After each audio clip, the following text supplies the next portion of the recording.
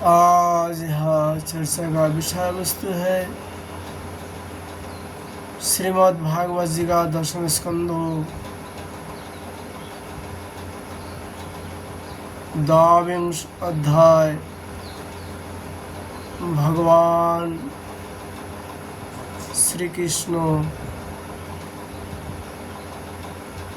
गोपियों को वस्त्र को अपहरण किया। श्री शुकवाच हेमंत प्रथममासी नंद ब्रज कुमारिका शिरोर्हविष्यं भुजना कत्तयान्नोर्चन व्रतम्। श्री सुखदेव गोस्वामी राजा परीक्षित से कहा, परीक्षित अब हेमंत ऋतु आई, उसके पहले ही महीने में अर्थात मार्गशीर्ष में नंद बाबा के ब्रज की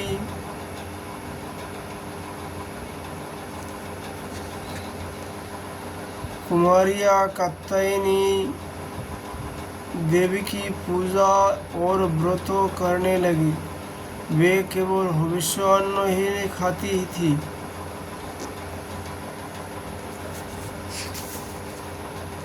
राजन वे कुमारी कन्याएं पूर्व दिशा का क्षितिज लाल होते होती जमुना जल में स्नान कर लेती और तट पर ही देवकी की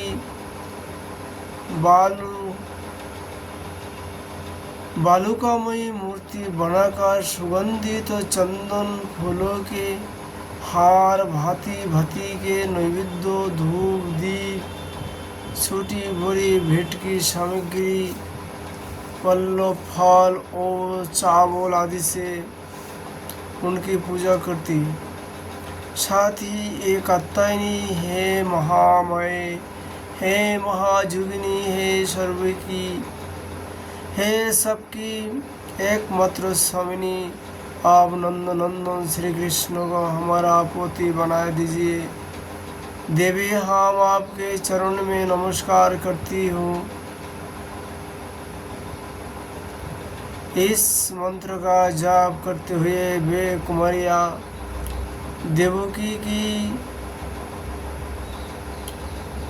देवी की आराधना करती।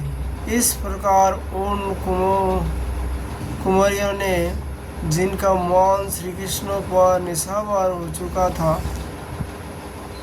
इस संकल्प के साथ ही महीने तक भद्रा काली की भाले भांति पूजा की। नंदन नंदन श्याम सुंदर ही हमारे पोती हो। वे प्रतिदिन उषा काल में ही नाम ले लेकर एक दूसरे की सखियों को पुकार लेती और परस्पर हाथ में हाथ डालकर उसे स्वर से भगवान श्री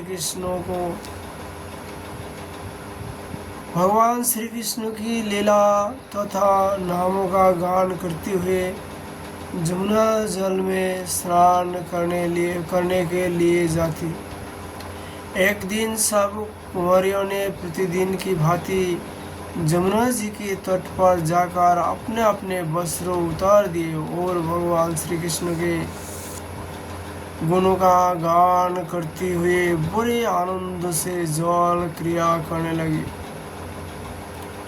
परीक्षित भगवान श्री कृष्ण सनक आदि योगियों और शंकर आदि जोगेश्वर के भी सार है, उनसे गोपियों की अभिलाषा छिपे न रही।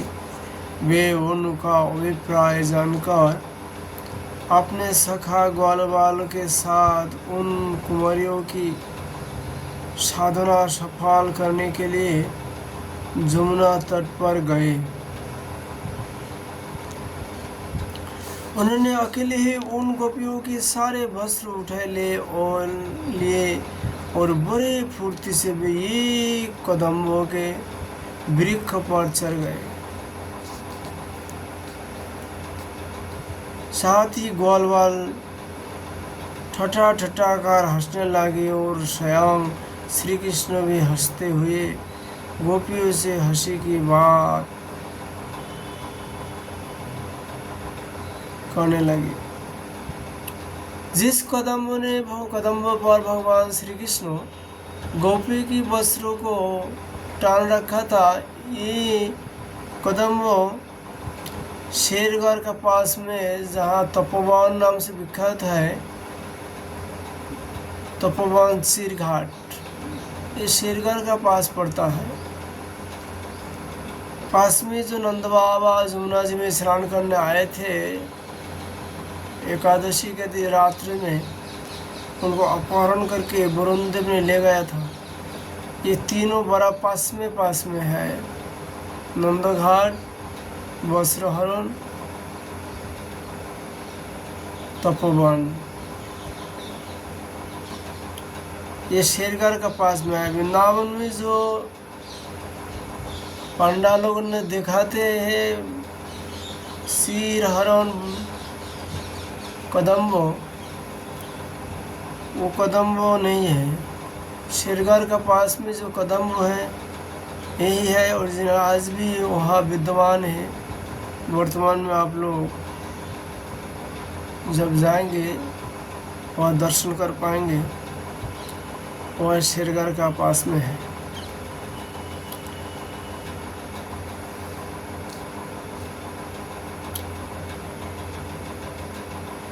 अरे कुमारियों, तुम यहाँ आकर इच्छा हो तो अपने अपने वस्त्र ले जाओ।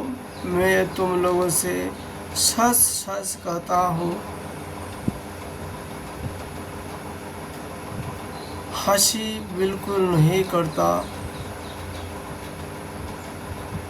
तुम लोग व्रत करते करते दुबली हो गई हो।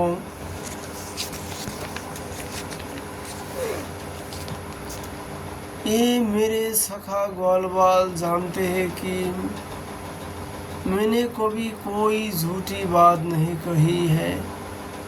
सुंदरियों,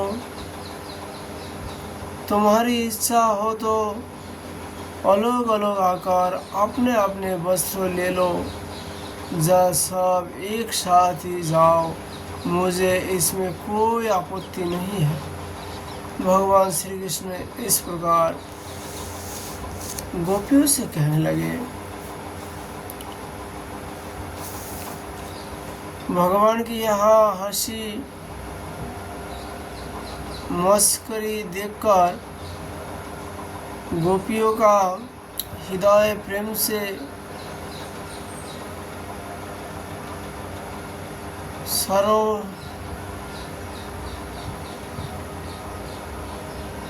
सराबोर हो गया। वे तनिक सकुचकार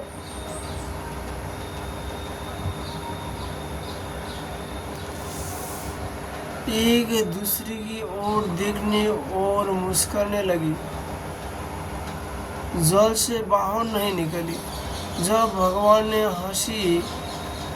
हंसी में यह बात कही, तब उनके विनोद से कुंवरियों का चित्त और भी उनके ओर खींच गया। वे ठंडे पानी में कंठों तक डूबी हुई थी और उनका शरीर थर थर काँप रहा था। उन्होंने श्री कृष्ण से कहा, प्यारे श्री कृष्ण, तुम ऐसी अनिति मत करो।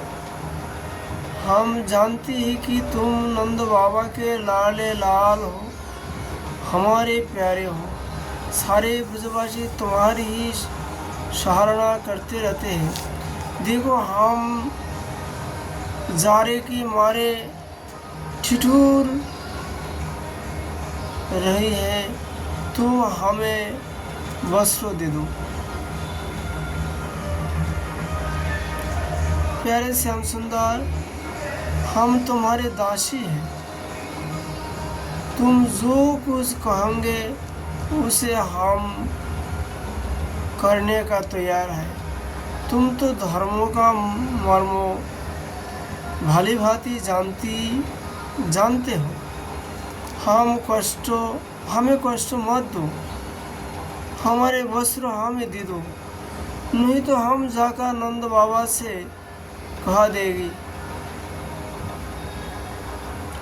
भगवान श्री कृष्ण जी ने कहा, भवत्तो यदि मे दास्यो मयक्तं वा कुरुष्यतु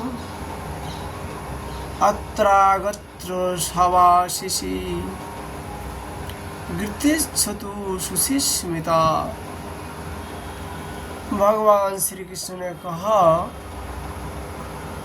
कुमारियों, तुम्हारी मुस्कान पवित्रता और प्रेम से भरी है। देखो, जब तुम अपने को मेरे दासी स्वीकार करती हो और मेरी आज्ञा का पालन करना चाहती हो तो यहाँ आकर अपने वस्त्र ले लो। परीक्षित, वे कुमारियाँ ठंडे से ठिठुर रही थी, काँप रही थी। भगवान की वैसी बात सुनकर वे अपने दोनों हाथ से गुप्त अंगों को छिपाकर जमुना जी से बाहर निकाली। उस समय ठंडे छिपाकर जमुना जी से बाहर निकाली। उस समय ठंडे उन्हें बहुत ही सता रही थी। उनके इस शुद्ध भाव से भगवान बहुत ही प्रसन्न हुए। उनको अपने पास आई देखकर उन्होंने गोपियों के वस्त्र अपने कंधे पर रख लिए और बड़े प्रसन्नता से मुस्कुराते हुए बोले,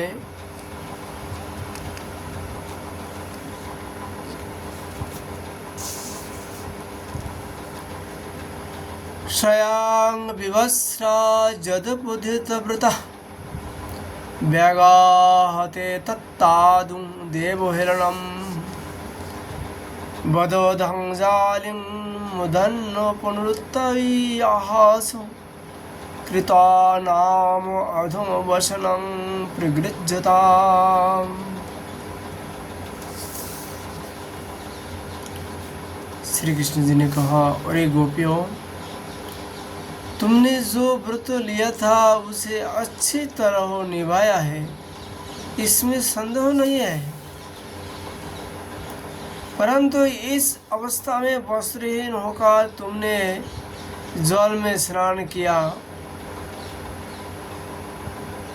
इसी से तो जल के अधिष्ठात्री देवता वरुण का तथा जमुना जी का अपराध हुआ है। अतः अब इस दोषों की शांति के लिए तुम अपने हाथ जोड़कर सिर से लगाओ और उन्हें झुककर प्रणाम करो। तदंतर अपने वस्त्र ले जाओ। भगवान श्री कृष्ण की बात सुनकर उन ब्रजकुमारियों ने वैसे ही समझा कि वास्तव में वस्त्रहीन होकर स्नान करने से हमारे व्रत में त्रुटि आ गई। अतः उसके निर्विघ्न पूर्ति के लिए उन्होंने समस्त कर्मों के साक्षी भगवान श्री कृष्ण को नमस्कार किया, क्योंकि उन्हें नमस्कार करने से सारी त्रुटियां और अपराध का मार्जन हो जाता है। जब जशोदानंदन भगवान श्री कृष्ण ने देखा कि सबकी सब कुमारियां मेरी आज्ञा के अनुसार प्रणाम कर रहे हैं, तब वे बहुत ही प्रसन्न हुआ। उनके हृदय में करुणा उमड़ आई और उन्होंने उनका वस्त्र दे दिए। सुखदेव जी कहते हैं, प्रिय परीक्षित, श्री कृष्ण ने कुमारियों से छल भरी बातें की उनका लज्जा संकोच सुराया, हंसी की और उनने कठपुतलियों की समान नसाया। यह तय कि उनके वस्त्र ताय घर लिए, फिर भी वे उनसे रुष्ट नहीं हुई। उनकी यह चेष्टाओं को दोष नहीं माना, बल्कि अपने प्रियतम के संग से वे और भी प्रसन्न हुए। परीक्षित गोपियों ने अपने अपने वस्त्रों पहन लिए, परंतु श्री कृष्ण ने उनके चित्त को इस प्रकार अपने वश में कर रखा था कि वे वहाँ से एक पग भी न चल सकी। अपने प्रियतम की समागम के लिए संस्कार वे उन्हीं की ओर लोजली सिद्धवन से निहारते रहे। भगवान श्री कृष्ण ने देखा कि उन कुमारियों ने उनके चरणों कमलों की स्पर्श की कामना से ही व्रत धारण किया और उनके जीवन का यही एकमात्र संकल्प है। तो गोपियों के प्रेम के अधीन होकर उखल तक में बात जाने वाले भगवान उनसे कहा,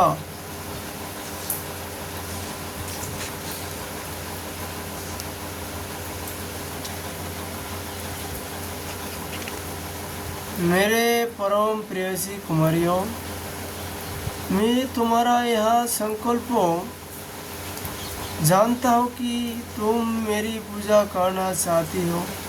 मैं तुम्हारी इस अभिलाषा का अनुमोदन करता हूँ। तुम्हारा यह संकल्प सत्य होगा, तुम मेरी पूजा कर सकोगे। जिन्होंने अपना मन और प्राण मुझे समर्पित कर रखा है, उनके कामनाएं उन्हें संसारिक भोगों की ओर ले जाने में समर्थ नहीं होती।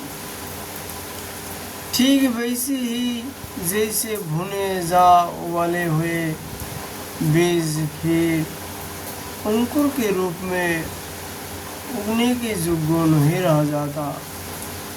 इसलिए कुमारियों, अब तुम अपने अपने घर लौट जाओ, तुम्हारी साधना सिद्ध हो गई है।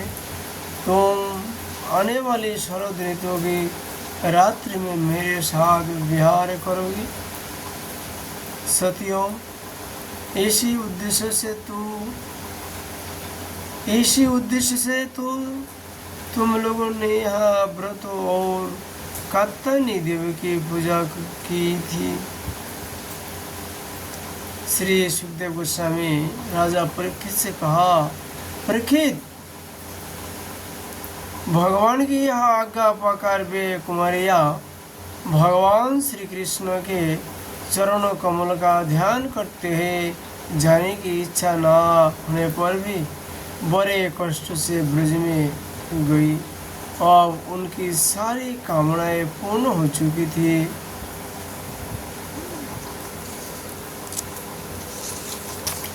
कृष्णाय वासुदेवाय हराय परमात्मने प्रणत कृष्णाय गोविंदाय नमो नमः।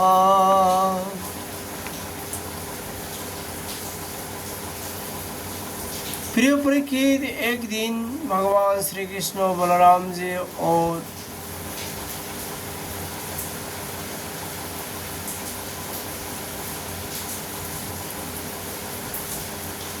ग्वाल वालों के साथ गाय चराते हुए वृंदावन में बहुत दूर निकल गए। ग्रीष्म ऋतु थी, सूर्य की किरण से बहुत ही प्रखर हो रही थी, परंतु घने घने वृक्ष भगवान श्री कृष्ण के ऊपर सत्य का काम कर रहे थे। भगवान श्री कृष्ण ने वृक्षों को छाया करते देख स्तक कृष्ण, अंशु, श्रीधमा, सुबाल, अर्जुन, विशाल, ऋषभ, तेजस्वी, देवप्रस्थ और वृद्धा आदि ग्वाल वालों की संबोधन करके कहा, मेरे प्यारे मित्रों, देखो ये वृक्ष कितनी भाग्यवान है। इनका सारा जीवन केवल दूसरों की भलाई करने के लिए है। ये स्वयं तो हवा के झोंके, वर्षा, धूप और पाला सब कुछ सहते हैं, परंतु हम लोगों की उनसे रक्षा करते हैं। मैं कहता हूँ कि इन्हीं का जीवन सबसे श्रेष्ठ है, क्योंकि इनके द्वारा सब प्राणियों को सहारा मिलता है। उनका जीवन निर्वाह होता है। जैसे किसी सज्जन पुरुष के पर से, किसी सज्जन पुरुष के घर से कोई जासो खाली हाथ नहीं लौटता, वैसे ही इन वृक्षों से भी सभी को कुछ न कुछ मिल ही जाता है। ये अपने पत्ते, फूल, फल, छाया, जड़, छाल, लकड़ी, गंध, गूंद, राग, कोयला, अंकुर और पपोलों से भी लोगों की कामना पूर्ण करते हैं। मेरे प्यारे मित्रों, संसार में प्राणी वो तो बहुत है, परंतु उनके जीवन की सफलता इतने में ही है कि जहाँ तक हो सके अपने धन से, विवेक विचार से, प्राणी से और प्राणियों से भी वैसे ही कर्म किए जाए जिससे दूसरों को भलाई हो। अर्थात परोपकार का समान कोई भी और पुण्य नहीं है। परोपकार, सर्वश्रेष्ठ परोपकार क्या है? चैतन्य महाप्रभु जी ने सनातन गोस्वामी जी को कहा, जीव के ऊपर दया और नाम में रुचि, वैष्णवों का सेवा, ये सबसे परोपकार है।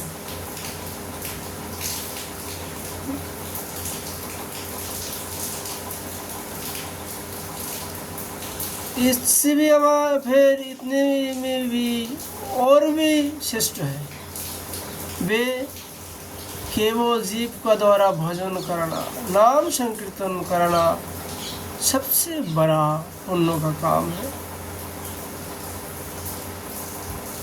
सबसे सबसे पुण्य का काम है कि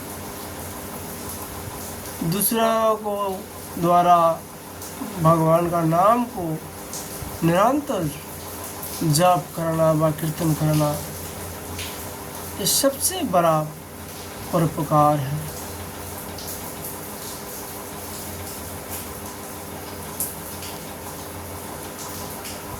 भागवत जी का अर्थ हम लोग साधारण आदमी, साधारण बुद्धि से समझना कठिन है। इसलिए भागवत जी का अर्थ समझने के लिए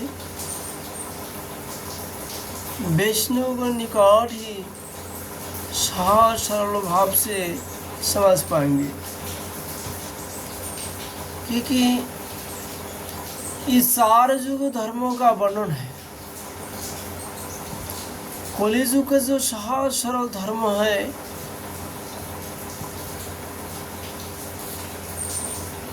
ये वैष्णव का मुख से ये सहज में हम लोग जान पाएंगे। सुखदेव जी कहते, परीक्षित, दोनों ओर के वृक्ष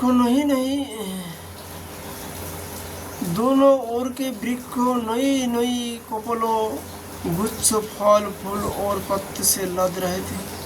उनका डालियाँ पृथ्वी तक झुकी हुई थी। इस प्रकार भाषण करते हुए भगवान श्री कृष्ण उन्हें की बीच से जमुना तट पर निकाल आए।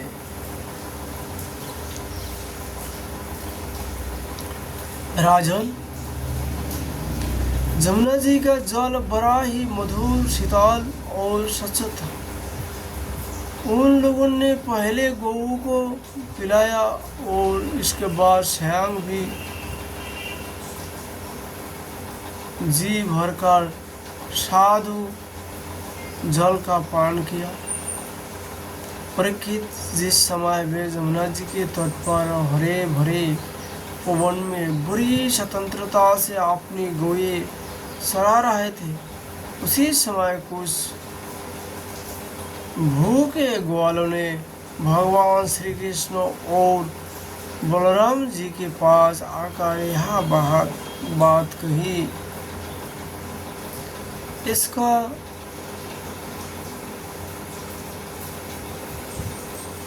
चर्चा हम लोग अगला कॉल करेंगे। आज हम लोग भागवत जी की कथा यही विश्राम करता हूँ। राधे राधे।